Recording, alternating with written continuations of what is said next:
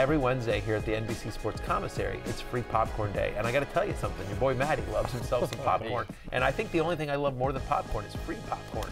I have to tell you. Well, here's the thing, is that you're a veteran of the free popcorn process, because what you do when you buy it, you build like a fort of napkins around the opening to the popcorn. And it's just when you spill it, you're preparing for the spills. I've never seen someone preemptively prepare for their own spillage. Yeah, I'll be like, well, I don't want to waste a kernel. I mean, you know, exactly, you know, like on the dirty table and everything like that. And what happens is, like, they give you these small little bags, and so you got to shove it in there, and so it's overflowing a little bit. I was with them the day they changed bag size. They decreased, and he walked up to the machine and said they decreased the bag size. I was upset. Yeah. Watching you eat popcorn is deeply unsettling. Deeply unsettling. Fantasy Football Happy Hour with Matthew Berry, served by Applebee's. Welcome to the Fantasy Football Happy Hour. Full table today. I'm Connor Rogers alongside the popcorn-eating man, Matthew Berry, Jay Croucher, Lawrence Jackson, as some people like to call him. Senior, Lawrence Jackson Senior. The last time I saw Lawrence Jackson was at an Applebee's in Northeast Philadelphia as the Dollaritas went to work. Question for you. What do you think is better? It's Eatin Good today, by the way. Thank you very much. We got it. Come here, Blake. Come here. Come here. Wants a hug? Come here. I want you to take a look at the camera. This is. I want you guys. I just want America here to take a moment here and take in poor Penn State Blake, because.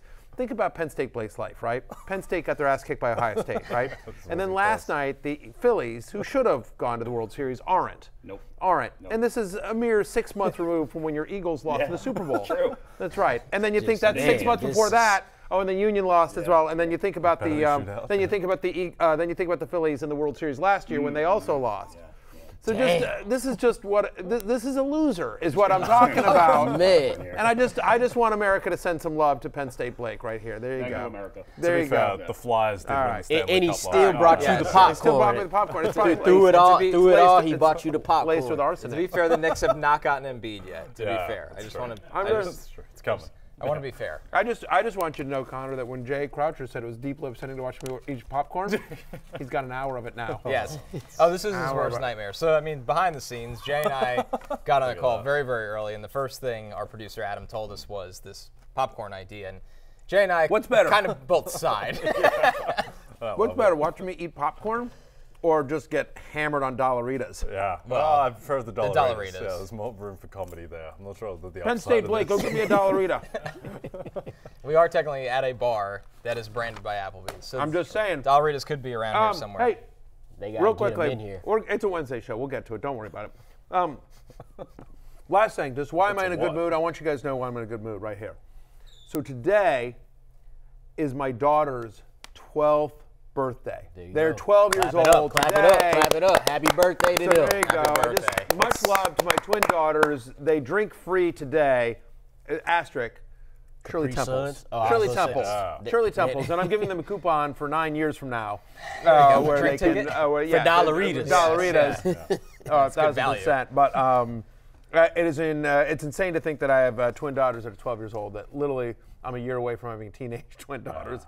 This is going to be amazing. But they are beautiful and intelligent and sassy and a handful and amazing, and I love them, and it's the best thing I've ever done. Yep. Happy birthday to them. Happy birthday to them. That is much better news than this popcorn situation. Wait, who do your daughters get their sassiness from? You or the wife? Oh, me. Listen.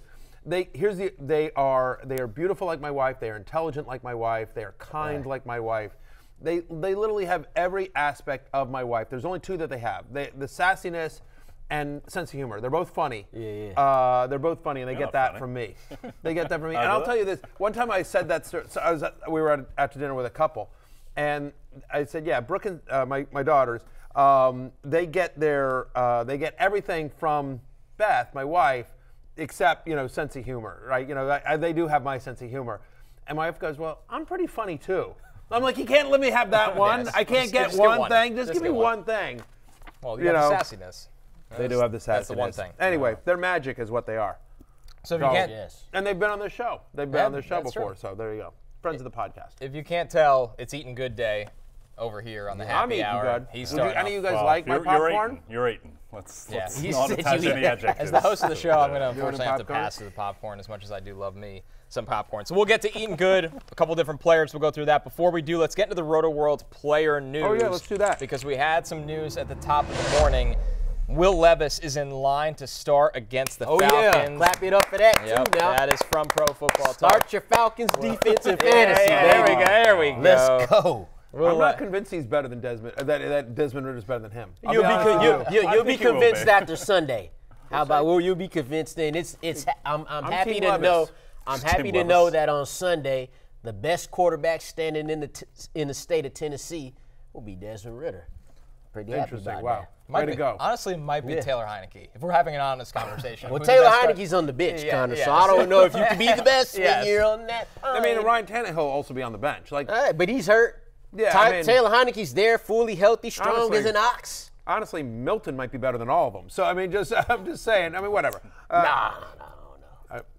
We'll see. What are you expecting from Levis, Connor? I think they'll do everything they can to protect him with the run game. And that's not even an insult. It's a guy, he's a developmental player. I'm glad he's playing because, you know, he's somebody who, you know, needs to get on the field. He needs more reps. And I think when you look, I don't know. I'm just going to keep going right here. So. Anyway, there's a screenshot for views of you just hurt. NBA open tonight. Yeah. I tried to power through it, but yeah. Like, how long is it going to last? Yeah, I tried to power through it. Andrew Wiggins My Will Levis scouting report mixed with Golden State Warriors turned into quite the brain mashed potatoes. Wemby does debut. So. Yeah, exactly. Very exciting. We'll get that in Seg 3. Look, Atlanta are 3-point favorites in Tennessee, so that's what the market thinks of Will Levis. But I think it's going to be, you know, similar to what the Titans did last year in Malik Willis' starts against Kansas City, against Houston, where it's the Derrick Henry show, where Derrick Henry is effectively the quarterback of the team.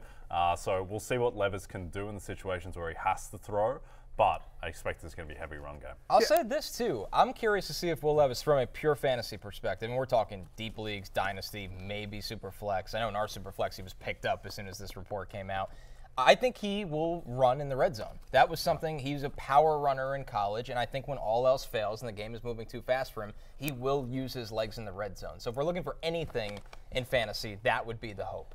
He's also got a cannon of an big arm. They'll take some shots. They'll take some shots deep just to, if nothing else, to try to open it up for the run game. There are rumors on the internet, and this isn't surprising, you know, with Kevin Byard being traded, that, you know, hey, maybe the Titans are 2-4. Maybe they are in fire sale mode. So maybe this Sunday, in addition to being like the smart thing for Will Levis to try to protect him, but maybe it's also a showcase for Derrick Henry, you know, as we're a week away from the NFL trade deadline. So you could see a heavy dose of him against the Falcons. You figure A.J. Terrell is going to see a decent amount of DeAndre Hopkins in this one. I'll just say this in general. I am rooting for Will Levis. I am really rooting for Will Levis. And I think all of us should root for Will Levis. All of us and all of us watching out there in fantasy football land. And I'll tell you why. He's one of us. He's one of us. He play fantasy? He plays fantasy. Right. I talked to him in May. Roll the tape. I'm here with Tennessee Titans rookie quarterback Will Levis. And I was just asking you off camera for a second, do you play fantasy football? And you said, yes, sir, I do. I've been playing for probably 12 years now. All right. Yeah. We don't play for anything, just for fun, but I mean, one league in particular that's been going for a strong 9 years in a row now. We try to make the loser do something every year. We don't always get them to do it, but it's always fun. Have you ever finished last? Never. No, okay, no. Well, that's good. Never What's the last loser punishment you guys did in the league? We still didn't get him to do it, but we had to make him eat a whole pack, I think a dozen uncooked hot dogs, go on like Instagram Live and like eat them in front of like everybody. Yeah. So we felt like that was a good one, but he didn't man up and do it. Yeah, he didn't do it. That's upsetting. Like, I'm just going to, listen, dude. All right. It's outrageous. Yeah. All right. Yeah. Will Levis is one of us, and he's in a crappy league because the losers don't follow up on their punishments. But anyway, Will Levis is one of us. I am rooting for Will Levis to go out there. If Tyson Bagent can win his first game, there's no reason why Will Levis can't win his. Yeah, they won't win, but I'll say this. I will say this. Regardless of what Will Levis does, no matter how you felt about him coming in as a rookie, he's a rookie starting his first game. And that's, you know, that's the same for every guy who, you know, gets into the lineup. It's his first start against Atlanta, who has a top 3 defense overall in the league. So just take that into consideration. It'll be one start. Games in Tennessee. They've had 2 weeks to prepare for this team. They made Sam Howell look like a future Hall of Famer, the future Hall of Famer that he is. I look, the Falcons, all jokes aside against Lawrence, the Falcons legitimately have a good defense. I'm with you there. But I don't know. I think Will Levis is a victim of the pre-draft hype, which is not his fault. No, that is not his fault. And the fact that stupid people on the internet took some Reddit rumor and was just like, oh, he's going #1 overall, and they bet that up, and it was dumb, and he fell to the. I mean, again, we've seen Aaron Rodgers fell to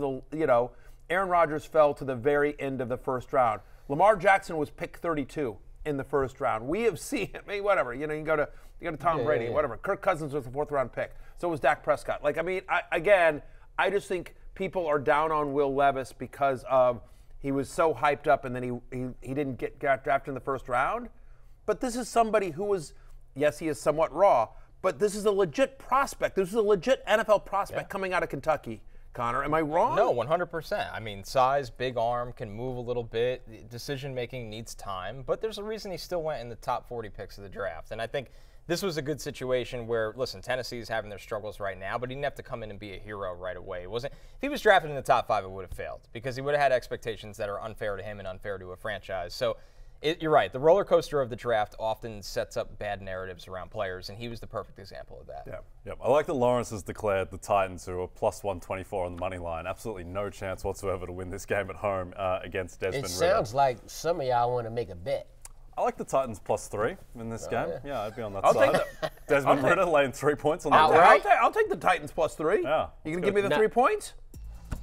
You said there's no chance. No chance. Right. You just talked of your top 3 Falcons defense. You've got the line 17. We're giving you 2 touchdowns. You either win or you lose.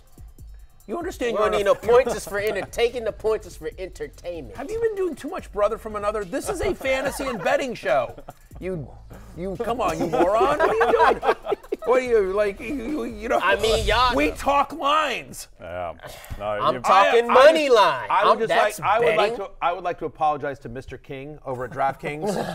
I don't know what. Yeah. DraftKings do money lines. Yes, they do. What was it? Plus 124. Yeah, that's solid. No. You're plus 3. It's plus 3. You're up to 20K. You get 20K on the Falcons minus 3. I mean, like but yeah, if I win, and then do you give me a steak and then 20, then a quarter of a steak? You get a steak and like plus 3 fries. Right, exactly. Like 3 sides. Yeah, exactly. You're Mr. King. Whatever. We'll talk about it. No. Let's settle this right now, and then we can move on. Just bet like a man. Take a bet like a man. You're just talking all this crap about your Falcons. Yeah, that's all right. Hey, you with it? Money line. It's like someone doesn't have any faith. This is the weakest. I have faith I have faith. You have faith. They can't beat me against the Bucks. Listen, so no, I don't. I just want them to win. You can't take a minus 148 money line favorite in a bet. No, it's the line. It's the line. That is the whole point of the spread. Right. Anyway, I would just. This is Lawrence's last appearance of the show. So we'd just like to thank Lawrence for all his contributions and wish him luck in the future. All right, let's move on. I'm sure we'll revisit this conversation. Let's jump into notable injuries we're tracking. Baker Mayfield at the top of this list. Jalen Hurts. Chris Godwin dealing with a neck injury. DK Metcalf, he will be an interesting decision later on throughout the week. Christian Watson with the knee. Christian Watson injuries feel inevitable at this point. Bijan Robinson dealt with the illness from the weekend. Saquon Barkley with an elbow. Roshan Johnson trying to get out of concussion protocol. And Luke Musgrave has another injury, this time with the ankle. We'll start with Baker at the top here because we got to hear from Baker already on his status right now. And he's got the Thursday night game. Yeah, I mean, yesterday was pretty sore, less than 24 hours after the game. It's kind of how it always goes. But yeah, I just kind of re-aggravated what I did against the Saints. So then nothing too bad, just pain tolerance and move on. Sounds like Baker will be okay on the short week for Thursday Night Football. Here's the problem. Baker Mayfield's not that good when he's healthy. And so when he's sore, that becomes a bigger problem. And we've seen this before with Baker, where his last year in Cleveland, he played hurt the entire season. Now, it's a different injury, different mechanic. He was fine enough against the Falcons and was able to provide value for Mike Evans. So I think that he'll be okay. And look, you're not confident starting Baker Mayfield anyway, particularly with no one on bye this week. But I think Mike Evans will be fine enough. Godwin will be fine enough. But do not start Baker Mayfield. Yeah, and that's the point right there with all that. The last thing I just want to point out there is Bijan Robinson. He's expected to practice today. Bijan Robinson, by the way, has never missed a practice. Now, he missed a game last week, but he's never missed a practice. So Lawrence is our resident Atlanta Falcons staunch defender. Just my only question about Bijan Robinson to you is, what the hell? What the hell, dude? I'm on the way back from Philly when we was drinking them Dollaritas, and I'm watching the game, and I'm like, where the hell is Bijan Robinson at? You know, I'm seeing Cordero Patterson do his thing, Tyler, but then Bijan Robinson comes in like, I don't know, sometime in the third quarter to just, say hi. I think he played 3 plays or something like that. 10 snaps, 1 carry. 10 snaps, 1 carry. And then they put him in during crunch time, and I'm like, if he ain't feeling well, why he even dressing out, let alone playing? I think they have something, they have to answer to the league with that or something like that. The league is investigating. So now it's funny, right? Because now he's practicing, and it's like, oh, he's good. He's practicing today. Just to let you guys know, Bijan's practicing today. Well, you didn't let us know anything about this last week, so it'll be interesting. But with him practicing, it appears that, he'll be good to go. So we'll see how that Titans goes. have the 25th worst run defense over the last 4 weeks as well. Bijan's going to have a big game. What's your theory on Bijan, what happened on Sunday, Connor? Because I've never really seen that someone comes in with no injury designation, plays as little as he does, but then also plays in crunch time for a snap. Do you think he was just supposed to be used as a decoy on certain plays? Or it is very weird. Number one, you have to report injury status, which is why there's an investigation. So I would be really surprised if the Falcons were trying to get around that. So it could have been something that truly popped up in the morning. Sometimes you wake up and you just feel awful, and we've seen guys miss practices this year on NFL injury reports with illness all year. He said in the press conference, or I saw some quote that where just basically it started Saturday night, that he woke Saturday night, whether it was food poisoning or whatever, just wasn't feeling well. But again, why does the guy dress? Why does there not be why do you not add him to the injury report as even probable? Even if you just say there's or why is he playing a snap with the questionable game on the line? If he's got a migraine, he can't see. That was probably the most confusing part, because once we got past that he wasn't playing, to see him in there with the game on the line was like, okay. The other sneaky thing with Bijan, and this hasn't really been that prominent, but past couple of weeks before this game, he was complaining about being sore and working through it. So I just don't think he's physically in a great spot at the moment. Presumably it will turn for him at some point and he'll get right. But yeah, he's not someone that you even. I mean, you're starting him because he's Bijan Robinson, but I wouldn't expect a massive game against the Titans. The biggest takeaway here is it's all Lawrence's fault. All right. Probably. Let's move on. Let's jump into who's eating good. Of course, served by Applebee's. These are players that are coming off a pretty big week, and we're going to ask the simple question, is this sustainable for them going forward? Lawrence, we are starting with D'Onta Foreman, who was a monster, playing with Tyson Bagent for the Bears. We hadn't seen much of Foreman this year. He dominates against the Raiders. He comes in for Berry as RB34 this week. Do you think Foreman can keep up, not an RB1 in all the fantasy performance, that's not fair, but can he be a usable player now in fantasy lineups? If you could get him, if he could provide flex value for you, that's good. The biggest question here will be, will Roschon Johnson come back into the lineup this week? He'll get touches. That's evident. He's the reason D'Onta Foreman was a healthy scratch the first few weeks. Although Roschon Johnson appeared in 5 games and never topped 55 scrimmage yards, he's still going to be in there, and it'll probably be a 50-50 split. But Roschon Johnson has not completely cleared the concussion protocol yet, so D'Onta Foreman would be in line for that same type of workload if Roschon Johnson misses again, and he, quite frankly, could put up a similar stat line against the Chargers defense, although it'll be a little tougher when you have the Chargers, who have a much better offense than the Raiders. For as bad as the Chargers defense have been in the secondary, they've been good against the run. They're 6th against the run over the last month as well. And so it's twofold, right? Number one is the question is obviously, does Roschon Johnson play? But the other thing is are the Bears competitive in this game? Because if they're down, D'Onta Foreman has played on only 42% of their passing downs when he was active. And again, the Bears currently an 8.5-point underdog to LA. So, do they use Roschon Johnson or Travis Homer or some of these other guys on third down instead of D'Onta Foreman? We saw him catch the pass for the touchdown as well. I think he's a touchdown-dependent flex is basically what he is. He's going to need to score. It was obviously a great game last week as well, but in a game in which they're, over a touchdown underdog, where we expect Roschon Johnson to be back. And this is the Sunday night game as well. So hopefully we'll have information before Sunday night, but just be aware that it's our game on NBC and Peacock. It's the Sunday night game. I'm a company man. The expectation here is whether it's Roschon Johnson or somebody else. I mean, look, last week he's had only with Johnson and Herbert out, he's had only 48% of snaps and 42% of the team rushes. Again, like they haven't given him a full-time role. You haven't noticed because he's been scoring touchdowns, but again, touchdown-dependent flex. I think the key thing as well is what you noticed what you noted about the Chargers' run defense, which is that for years and years the Chargers had a bad run defense. They just didn't have the beef on the interior defensive line. This year they're actually really good, and Tony Pollard had no room to run against them on the Monday night game. The Chiefs, I mean, they have Patrick Mahomes, so it's okay to abandon the run, but they couldn't get anything going on the ground either. So I would suspect that, particularly going up against Tyson Bagent, a rookie quarterback, that they will stack the box. And in addition to the usage concerns if Roschon plays, just don't think they're going to be able to run the ball against this Chargers run D. And just to further piggyback off that, you mentioned Pollard and Pacheco having a tough day against the Chargers run defense. A week before that, Josh Jacobs, the same deal. So the past 3 or 4 weeks, no running back has been able to average more than 3.5 yards a carry. So it's only going to come for D'Onta Foreman, like I said, if Roschon Johnson is out again and he gets that volume. If you're Brandon Staley, you're just like, we'll take our chances with Tyson Bagent. Yep.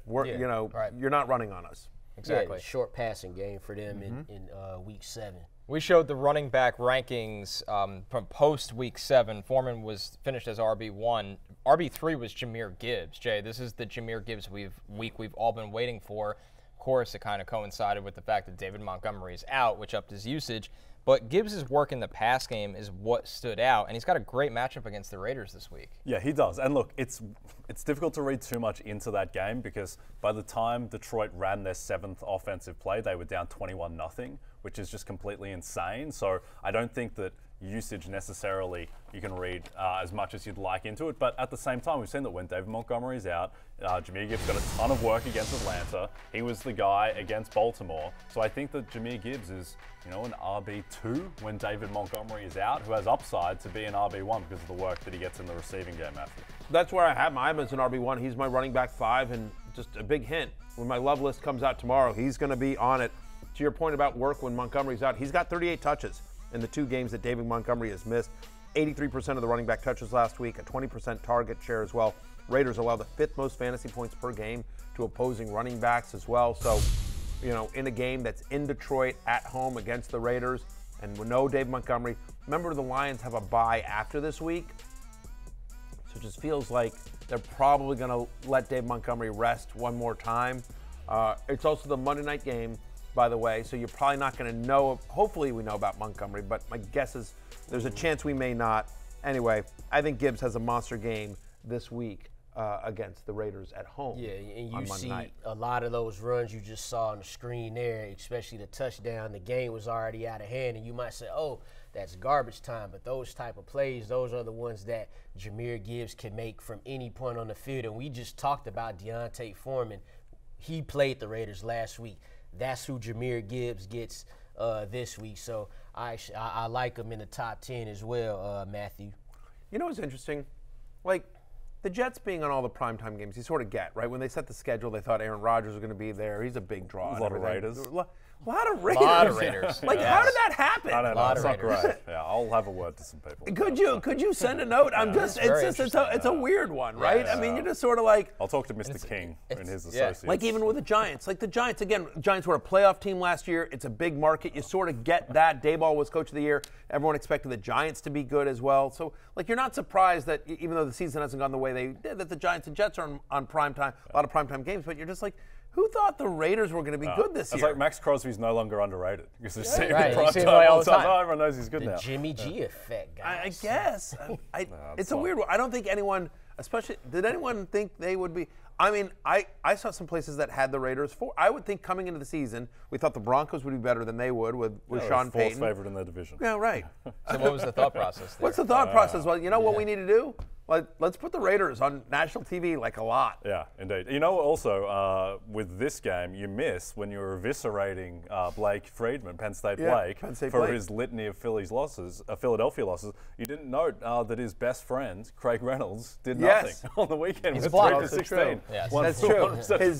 His added to the list. Yeah, exactly. And I'm pretty sure he lost in our fantasy league. Probably. He was. I know he was. He's saying he won, but I don't believe it. But I do know that he was cut from our guillotine league like 2 weeks ago as well. Yeah. So it's tough to be Penn State Blake these days. That's what I'm saying. Yeah. Well, Flyers are exceeding expectations. They're going to get to 80 points instead of 75. We should start a GoFundMe for Penn State. Not Blake. a good October. GoFundMe. Whatever Brocktober is the opposite. Philadelphia Union lost on the weekend as well. Just that's what he said. Yeah. Yeah. Jeez, that's brutal. All right, all turning down for Penn State Blake. Our last player here, Mac Jones. This one. He's a college. Think about this. Like he went to Penn State. Yeah, exactly. You need the napkin fort. I know. Nothing without. See, you mock me for my napkin fort. They didn't bring me my napkin fort. But just think about this. Think about what Penn State Blake. Penn State Blake went to Penn State, right? Obviously, and that's a really good school. No, it's a legitimately good school. It's a good, he's a smart guy. Right, and so, and right, you'd think, right, somehow he's got a degree from Penn State University, right, and so he's worked hard, and now somehow his life has led him to a moment where he had to deliver me popcorn. Yeah. Like, I mean, he's a college graduate, and he's not like some young kid. Yeah. You saw him on the screen, like he's clearly, he's got some years on him. So my point is just I need to give Penn State Blake my seat for a segment so the man can at least defend himself. Yeah. He brought you the popcorn and he didn't even bring the napkin for I know. Imagine when he's working that hard at Penn State to get his degree, that a couple years after it, a complaint that would be received to him is, you didn't bring me my popcorn napkin fort. I just feel bad for the guy is all I'm saying. Like, this life has not turned out the way he hoped. Yeah, that's all right. Upside. There's upside to go. Yes, Jahmyr Gibbs. Nowhere to go Did you say he got upside? Yeah, Blake said some upside. High ceiling. The floor is like Bijan Robinson in the second half of the season. It's coming.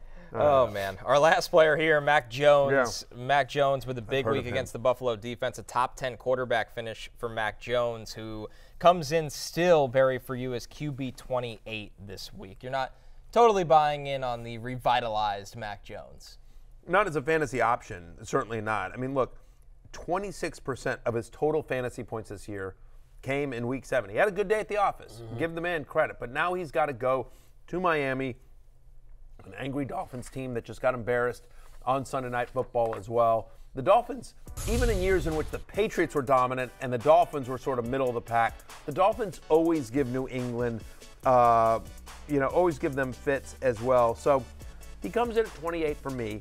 Having said that, I think what's the positive of last week and just the competence of the Patriots offense. You feel better about Ramondre Stevenson. You feel better about Zeke in a deeper league. You feel better about Kendrick Bourne, against a Dolphins defense that allows the fifth most fantasy points to quarterbacks, 272 passing yards from last week for Mac Jones. So, that's what I think you're banking on. Again, I'm not starting him this week. I need to see it again. He had one good day at the office.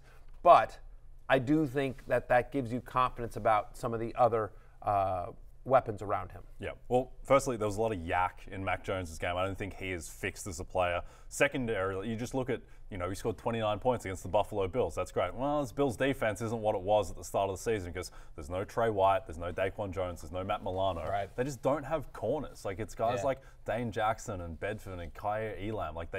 This is a team that you can throw on. It's a team that made Tyrod Taylor look pretty good. And in a game they really should have lost to the Giants. Yeah. So this Bills defense just it's not what it was. Yeah, I was just about to say that. I'm not fearing, they it's a good win to beat the Bills, but the Bills barely, got past the Giants. You go back to week 2, which is fairly recent. Mac Jones was quarterback 24 that week against the Dolphins, and he had 42 passing attempts while doing so. So knowing that he threw the ball that much and still was barely a quarterback too, no, I got him at quarterback 26 this week. So yeah, we'll see it. We'll have to see it again. But congrats though on the win and quarterback 8 for the week. That's pretty nice for Matt Jones, to be honest. Mac. Yeah. Good for you, Mac. Yeah. But meanwhile, this week we have him at 28. Hold off the Bailey Zappi and Malik Cunningham. Malik Cunningham. That's what he did. He held off them guys. Cut him. They cut Malik Cunningham. They're going to try to get him to the practice squad, but they cut Malik Cunningham. The appetizer for fantasy football pregame on Sunday morning at 11 a.m. with Matthew J. Lawrence and Michael Smith is Big Ten Saturday night. Watch number 3 Ohio State travel to Camp Randall for a battle with Wisconsin. Coverage begins at 7 p.m. Eastern, only on NBC and Peacock. Again, Marvin Harrison wins the Heisman, Matthew. Marvin Harrison, get your bets in now. I agree with that. By the way, Ohio State off that big win over Penn State last week. With that, we'll take our first break. When we're back, it's keep it open or close it out. Our start sit of the week. Find out if it's time to bench Tyler Lockett and DeVonta Smith. Coming up next.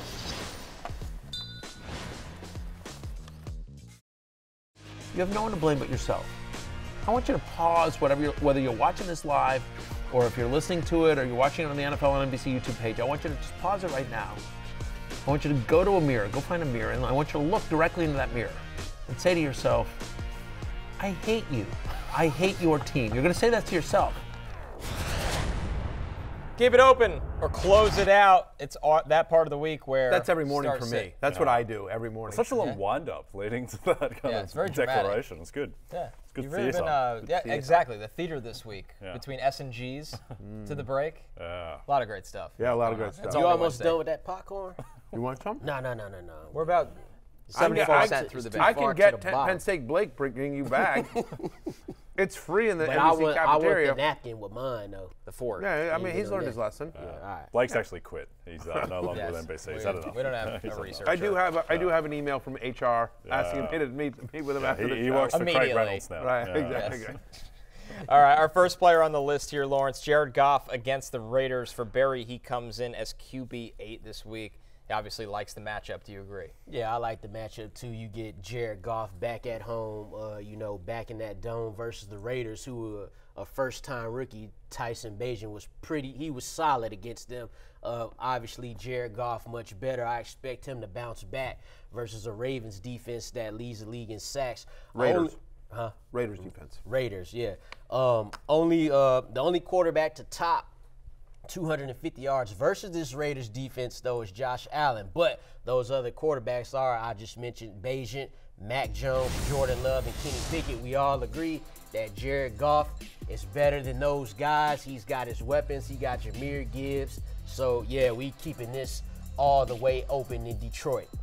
Oh, yeah, open for me as well. I mean, Jared Goff before last week was being talked about, as a top 5 MVP candidate. He had one bad game outdoors against a great defense. He always has bad games outdoors against a great defense. He never plays well in those situations, but now back in the confines of the dome against a defense that you can throw on in the Raiders, I think Jared Goff will be fine. He's averaging 22.8 fantasy points per game in his 3 home games so far this year. He's had 6 touchdowns in those 3 home games.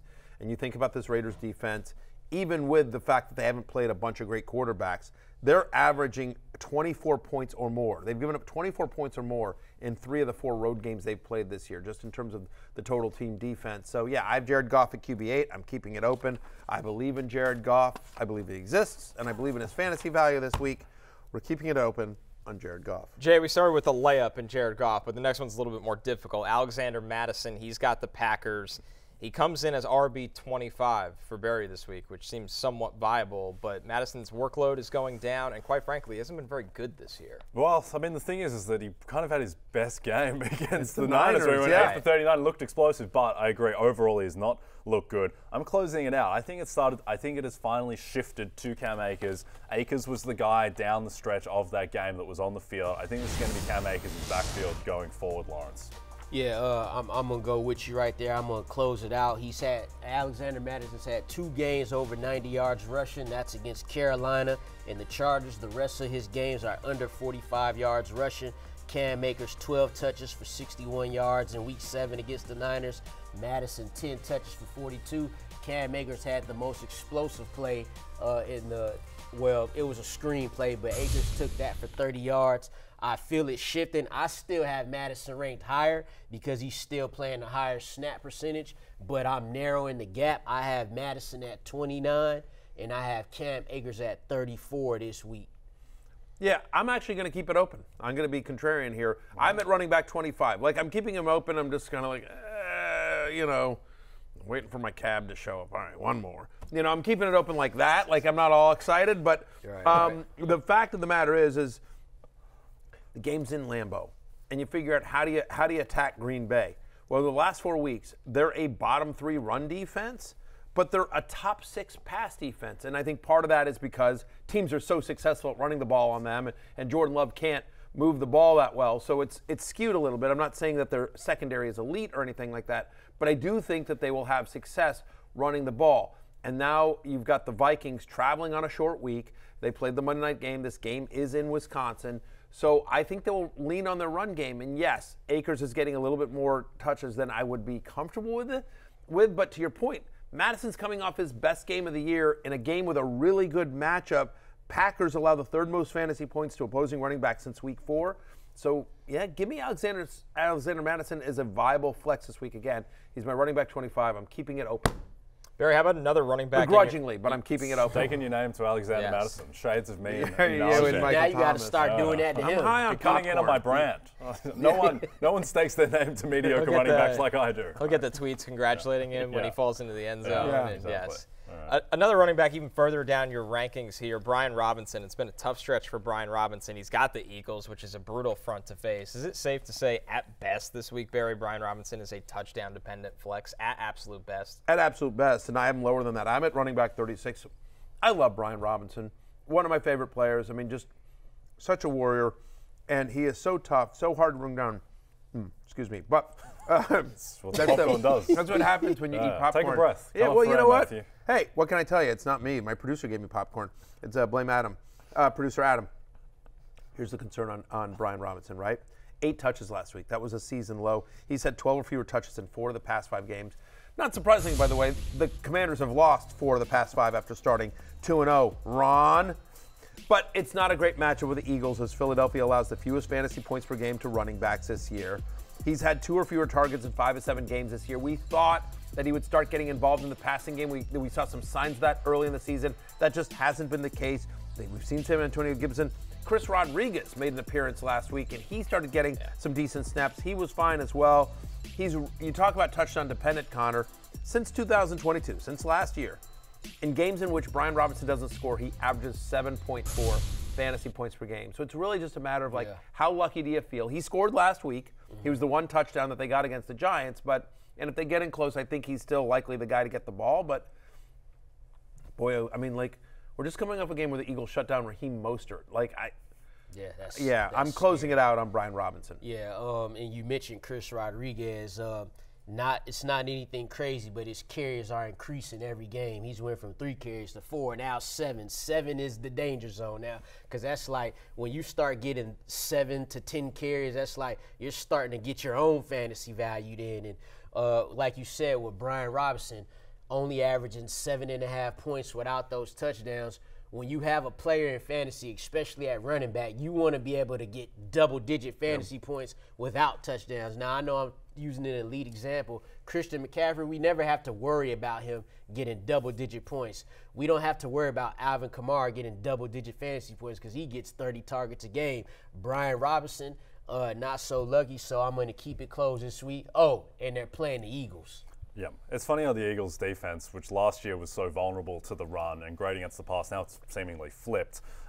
Didn't think we'd be talking about Chris Rodriguez in Week 8. Chris Rodriguez sounds like a... But here we are. Yeah, he sounds like an undercover cop on The Shield or something, Chris Rodriguez. Yeah. What do you think of him as a prospect? He's taken in the he's taken in the 6th round, but they seem to have faith in him. To me, what's concerning is he would play the same role, in my opinion, as Brian Robinson. Right. He is a tough downhill in between the tackles runner. I mean, a guy that played a lot of ball at Kentucky, had the Senior Bowl process, so he's more polished at what he does, which is tough running downhill. You think you could leave him in pass pro. So they just cancel each other out, which maybe for the Commanders, they like keeping the fresh legs. In fantasy, that's not good news for us as Lawrence into that. So I'm with you guys. I'm closing out on Brian Robinson as well. Our next one, Hollywood Brown. He's got the Ravens here. And when you look at Hollywood Brown right now, averaging 13 points per game, he comes in, Lawrence, for Matthew as wide receiver 28 this week. Where do you have him? Yeah, I got him at 29. And I'm going to keep it open. This is why. Week 7, only 3 receptions for 49 yards, but he still had the 7 targets. The previous 3 games before that, he had at least 10 targets. You see what some of the receivers have been able to do against the Ravens. Amon-Ra St. Brown went for over 100 yards against the Ravens a couple of weeks ago. George Pickens went for 130 in the touchdown. What we do know is, although, Josh Dobbs has cooled off a little bit, but he's still looking towards Hollywood Brown's way. And so for that reason, and you look at, what are they, 8.5-point underdogs the Cardinals are? That's right. They'll be throwing the ball, and so you can expect Hollywood to get them reps. He's trying to get a touchdown versus his former team. I was just going to say, hashtag revenge game. You've got that narrative. I'm with Lawrence here. I'm keeping it open as well. It's just the fact, it's the massive volume. Massive volume in a game where game script should be in his favor as well. 27% target share. Like, he's had at least 10 targets, to your point, Lawrence, in 3 of the last 4 games. I know you said something similar as well. We agree he's talented, and he's getting a massive target share. So I'm at wide receiver 28. I'm keeping it open. He's a wide receiver 3 with upside, which you don't love that phrase, but that's legitimately what he is. Yeah, the Ravens have quietly emerged into a top 3 defense in the league, completely eviscerated Detroit. But at the same time, there's too much talent with Brown. There's just too much opportunity, and the fact that they will almost certainly be throwing a ton in that game script, I think that outweighs any concerns about the Ravens' defense. Our next wide receiver, DeVonta Smith, which is crazy to be asking the question, can you start DeVonta Smith in any point of the season? But that's where we are. He has the Commanders. And Jay, I mean, I think with DeVonta Smith, it's a good offense. We know the kind of talent he has. It just hasn't been – he hasn't been producing while A.J. Brown has been such a force for the last month. Yeah, I think if DeVonta Smith was playing the Ravens or the Browns in a week where there are no buys like this week, then there might be a lot of teams where you could bench him. But against the Commanders, against this secondary, I think as well, they're going to continue to get him right. They need DeVonta Smith to be a star to win the Super Bowl, so they will get him right over the course of the season. So I am keeping it open on DeVonta Smith. Matthew, for you, he comes in as wide receiver 27 this week. So you said Hollywood Brown, you're keeping open. He was wide receiver 28. I'm assuming the same for Smith. Yeah, I'm keeping him open at 27. 7 for 78 the last time these two teams faced. That was in week number 4. And so in the secondary, DeVonta Smith he's either going to see Emmanuel Forbes or a guy that couldn't beat out Emmanuel Forbes in training camp. You know what I mean? Like, it's a bleak kind of couple of days here in the Commanders' secondary as well. When he's seen 6 targets or more this season, he's averaging 14 fantasy points per game.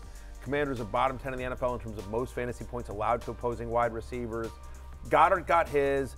A.J. Brown got his last Sunday night. They will make an effort to get DeVonta Smith going in a game in which they should be able to. I'm keeping it open on DeVonta Smith. It'll be a cold day in Penn State Blake's hell before I close it out on DeVonta Smith. Wow. I am keeping it open, Just Penn State Blake's hell is today, right now, this show. Well, it's about to become his heaven because he loves DeVonta Smith, right? And so DeVonta Smith going to get back right versus these Commanders who he went 7 receptions for 78 yards for earlier in the season. So you have just said that. You did. Did you also mention how the Commanders are one of the worst teams against wide receivers in fantasy football? All while eating popcorn. Well, there you go, folks. Yeah. There can't be that much left. Round the table, we keeping it open on DeVonta Smith. It's endless. It's the big bag. They got me a big bag. Normally, those are really not skinny little bags. Yeah, that's a custom. They got for the fantasy football. That's pretty sweet. Our worst nightmare. You say what you want about. Say what you see about Penn State Blake.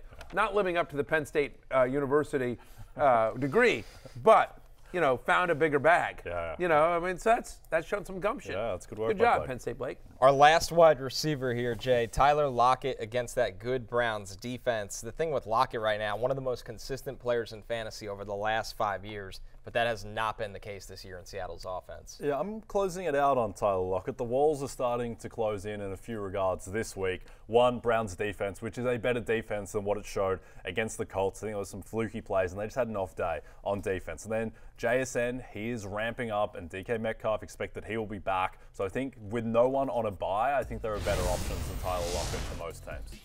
Yeah, as we show here, the comparison, Jackson Smith-Njigba now getting involved in this offense. That's the crazy thing. In a good matchup against the Cardinals and no DK Metcalf, Tyler Lockett got 5 targets. 5 for 38. 4 for 38. He got 5 targets. He only caught 4 of them. He's had only one game this year with over 60 receiving yards. Cleveland allows the fewest fantasy points to opposing wide receivers, the third fewest yards to opposing wide receivers. And to your point, Jay, at the moment, we do expect DK Metcalf back. If we found out DK was going to miss this game again, I'd raise him up somewhat. But right now, he's my wide receiver 36, and I'm in fact closing it out for this week. I'm gonna close it out as well. And numbers aside, right? You're going against Cleveland. The past couple of weeks, they've, against the Colts, they gave up 100 receiving yards to both Josh Downs and Michael Pittman. But like you mentioned, Michael Pittman's was on a 75-yard. That was a run for Michael Pittman Jr. And Downs was all in the slot. Right, and it's not that one of these receivers can't have a nice day against Cleveland. The thing is, 3 of them are not. So that's the thing. And they're saying, obviously, JSN is going to get involved even more because, that was always the plan. So now we're starting to see that come into fruition. I would probably keep it open again, maybe if DK Metcalf, if we knew he wasn't playing. Sure. But it's looking like he is. So we got to close it out for this week. Our final player here, Cole Kmet, he's got the Chargers this week. For Berry, he comes in as tight end 17. Here's the issue right now, Lawrence. Since Tyson Bagent has come in, Cole Kmet has not even been looked at in this past game. Yeah, and from a fantasy perspective, we just going to have to deal with that. The Bears came in with a plan, and it worked against the Raiders team. Just keep it short and simple. Let the playmakers do their work. He had no targets, no catches, so obviously no yards against the Raiders. The week before that, 2 catches, 9 yards. The numbers have gone down drastically. He scored 3 touchdowns the previous 2 weeks when Justin Fields was in there throwing for 4 touchdowns against everybody. You just can't trust it, especially in a tougher matchup against the Chargers. So we got to close it out on Cole Kmet for the time being. I agree, Lawrence. I've closed it out as well. He's my tight end 17 this week. All right, so here's players that have more targets with Tyson Bagent than Cole Kmet. Mercedes Lewis, who's, by the way, my age. Mercedes Lewis is my contemporary. Kari Blasingame, Velus Jones. Velus Jones Jr. Velus Jones Jr. Again, Velus Jones Jr. and Kari Blasingame, those are names out of a Key and Peele sketch, the famous football introduction sketch from Key and Peele. I don't know. The Chargers, to your point, Lawrence, you mentioned it's not a great matchup. Throw out the Travis Kelce game from last week where Mahomes was just on fire and Kelce's being Kelce in front of Taylor Swift. Forget all that. Prior to that game, Chargers were a top 10 fantasy defense in terms of fewest points allowed to opposing tight ends as well. So Cole Kmet, who literally has 0 targets, as you mentioned, Connor, with Tyson Bagent under center, my tight end 17, closing it out. I think tight end as well this year is a little bit deeper in competence. It goes a bit further. Guys like Logan Thomas and Jonnu Smith. I think you can just do better than Cole Kmet in that matchup. And again, we didn't have the breakout from Michael Mayer that we thought we were going to get, but we're excited about Trey McBride this week without Zach Ertz as well. So there's more guys. Kincaid, Musgrave. Yeah, it's been a Kincaid good as well, class. obviously with the Dawson Knox injury we talked about. Kincaid a lot yesterday as well. So you don't need to. You should be able to find a decent tight end. And I think with Jimmy G returning, Michael Mayer will be a factor again I in agree. that offense. They couldn't do anything versus with Hoyer. the Lions giving up the second most points to tight ends. So watch out for Michael Mayer. There you go. We've been talking about the Rugby World Cup for weeks, and guess what? The final is this Saturday at 3 p.m. live on Peacock and CNBC. Nobody is more excited than me for this to be the final. New Zealand and South Africa have each won 3 titles, and they'll do battle to see who will claim their 4th. Don't forget, the heart-pounding, hard-hitting action begins at 3 p.m. Eastern on Saturday. You got a favorite here, Jay? All Blacks. All Blacks win. That's New Zealand, Matthew. Okay, good. Helpful. All right. I was thinking too. Take one more break. We're back. Last call. On New Zealand then. Week 8 spreads and totals.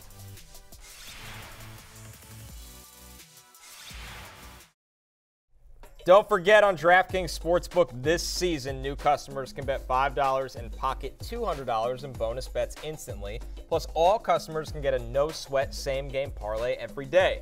Download the app and use the promo code BERRY when you sign up. DraftKings Sportsbook, the crown is yours. Listen, it's early line alert. Yeah, before we even get here, I just want to announce I'm changing my rugby pick to South Africa. You guys are on New Zealand. Sure. I'm changing to South Africa because it's closer to New Zealand. South Africa. New Zealand is actually closer to Philadelphia. We looked this up. We looked this up on the curse. The curse. Right, Philadelphia in a finals and a Game 7. Fair. Exactly. So yeah, South Africa is further away from Philadelphia, according to our research. 1,000 miles of distance to South Africa, who are 1.5-point dogs in the final to the All Blacks of New Zealand. Yeah, exactly. So give me South Africa in an upset. All right. Yeah. It's our early line alert, courtesy of our friends at DraftKings. Before we get to ours for this week, let's look back at a pretty good Week 7 of predictions. Okay. Oh, I like this. I think this is a trap. The Ravens have left a lot of meat on the bone as far as their offense goes. They haven't been hitting on all cylinders, and we talked about the Lions being tough against the run. Well, not so much as the passing game. They're middle of the pack when it comes to that. I would take an alternate spread on the Ravens, matter of fact. Great call, Lawrence. A great call. What do you got? What do you got for us this week? Can you double up on it? Yeah, I'm looking at the Jets and Giants. People might not see this game as exciting here, right? With the Jets being -3. I love this game. You got the 2 backup quarterbacks potentially. We don't know if Daniel Jones will be back there. But this, for both of these teams, this is a big win. For the Giants, it's a big game, rather. The Giants, if you lose, like, you got to start thinking about fire sale. For the Jets, they're trying to stay in the race in that division. I'm gonna go with the Jets outright. So I'm gonna go. Wait. I'm sorry. I would go Jets -6.5. Really struggling with the spreads money lines today. Jets -6.5 against the Giants. They got the better roster. Fair enough. Listen, Lawrence Jackson won't take my action, but you know who will? DraftKings. And so, listen, DraftKings, give me the Titans +3 against the Falcons. Mike Vrabel, 22 outright wins as an underdog since 2018. That's tied for the most among active NFL coaches. They're coming off the bye. They've had 2 weeks to prepare for this game. Top 10 pass defense and scoring defense over the last 4 weeks. This is the Tennessee Titans. And now you've got Desmond Ridder coming to town. 7 of Ridder's 11 turnovers have come on the road this year. Again, so Ridder bad away from home. They've had 2 weeks to prepare. I think the Titans win outright, Lawrence. Okay, I'm definitely liking +3. I'm taking Vikings -1. This 3-4 Vikings team is better than the 13-4 Vikings team from last year. I'm taking the Texans to cover -3 against the Panthers. The Panthers have lost by double-digit points in 4 of their 6 games. They haven't won a game. I mean, they're just not competitive right now. I'm going with the Texans, who you should take very seriously these days. It's closing time. You don't have to go home, but you can't stay here. For Lawrence, Jay, Connor, Penn State, Blake, and my daughter's birthday. Peace out.